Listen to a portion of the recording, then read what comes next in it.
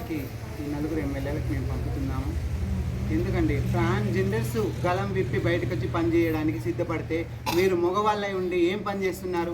ఎమ్మెల్యేల జనాలు ఎందుకు ఏలుకున్నారు మిమ్మల్ని? మేము ఈ వీళ్ళకి పంపిస్తున్నాము. రేవూరు ప్రకాష్ రెడ్డి హస్తం ఉంది, ఇందులో కడియం కావ్య హస్తం ఉంది, అలాగే తూర్పున కొండ సురేఖ ఉంది, నాయని రెడ్డి హస్తం ఉంది, వర్ధన్నపేట నాగరాజు గారి హస్తం కూడా ఉంది. వరంగల్ జిల్లాలో వర్షాల కారణంగా వర్షాలతో మునిగిన ఇళ్ళని పరామర్శించడానికి వచ్చిన మేయర్ గురించి, అలాగే వర్షపు నీరు రావడం వల్ల మునిగింది ఇల్లులు కాదు, వీళ్ళ పరిపాలన. అసలు వరంగల్ జిల్లాలో వర్షాలు వస్తే ఎందుకింత నీళ్ళు వస్తుంది? ఎవరి వల్ల? ఎవరి నిర్లక్ష్యం వల్ల వస్తుంది? మరి ఈ నియోజకవర్గాల్లో ఉన్న ఎమ్మెల్యేల హస్తం లేనిది ఇళ్లలోకి రావు. మరి బొందివాగు 133 మీటర్ల ఉన్న బొందివాగు 33కి చేరింది.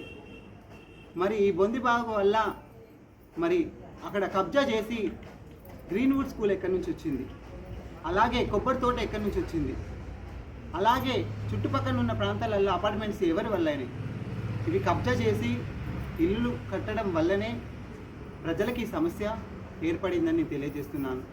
మరి హనుమకొండ నాయని రాజేందర్ రెడ్డి, తూర్పు కొండ సురేఖ, ఎమ్మెల్యే పరకాల, అలాగే మన కడియం ఎంపీ గారు ఉన్నారు.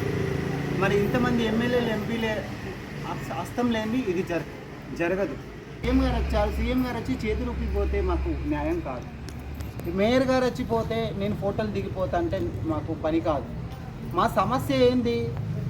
ఈ భూ కబ్జాలు చేసిన వాళ్ళపైన చట్టరీత్యా చర్య తీసుకోవాలి. ఇందులో 5గురు హస్తం ఉంది. తూర్పు ఎమ్మెల్యే కావచ్చు, పరకాల ఎమ్మెల్యే కావచ్చు, నాయని రాజేందర్ రెడ్డి కావచ్చు, అలాగే కడియం ఎంపీ గారు కావచ్చు, ఇక్కడ ఉన్న ఎమ్మెల్యేల హస్తం ఇది. మరి ఎమ్మెల్యేలకు చేత కావట్లేదా? పరిపాలన చేత కాకపోతే చెప్పండి. ట్రాన్స్జెండర్ కమ్యూనిటీలో మేము చోటిస్తాం, ప్రజల గలమై మేము ప్రజల ముందుకు వస్తాం. ట్రాన్స్జెండర్స్ దాంట్లో మీకు సగ భాగాన్ని మేము ఇస్తాం, రండి. మరి మీకు చేత కాకుంటే పరిపాలన మేము చేస్తాం. మమ్మల్ని గనక మీరు మా సపోర్ట్ తీసుకొని మీరు ముందుకు వెళ్ళకుంటే మీ కూర్చున్న సీఎం సీటు కూలిపోయే అవకాశాలు ఉన్నాయి. ఎందుకంటే ట్రాన్స్జెండర్స్